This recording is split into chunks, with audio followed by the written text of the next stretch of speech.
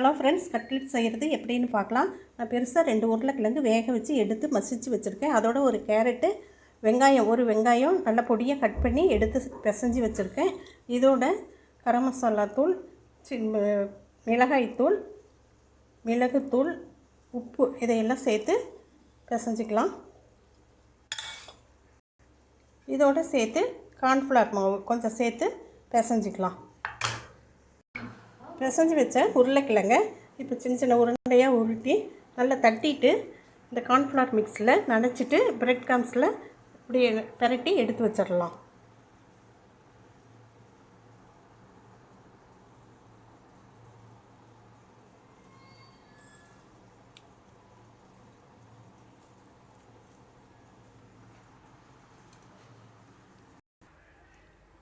எண்ணெய் நல்லா சூடாயிடுச்சு.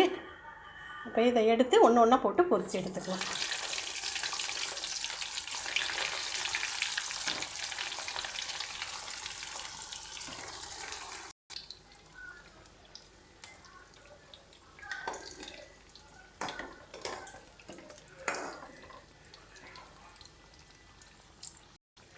ரெண்டு பக்கம் திருப்பி போட்டுட்டு நல்லா இப்படி பொரிஞ்ச பின்னாடி எடுத்துக்கலாம்.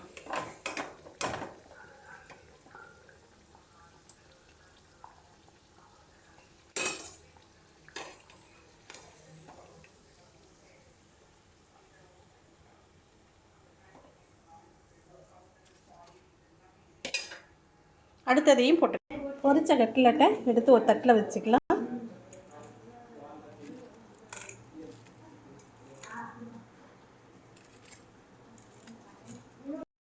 சுவையான கட்லெட் ரெடி. அப்படியே ஒரு டீயும் நல்லா சுட சுட வச்சாச்சு. Evening snacks ready. இந்த சூப்பரான கட்லெட் நீங்களும் செஞ்சு பசங்களுக்கு கொடுங்க. இந்த வீடியோ பிடிச்சிருந்துச்சுன்னா லைக் அண்ட் ஷேர் பண்ணுங்கள். சப்ஸ்கிரைப் பண்ணாதவங்க சப்ஸ்கிரைப் பண்ணுங்கள்.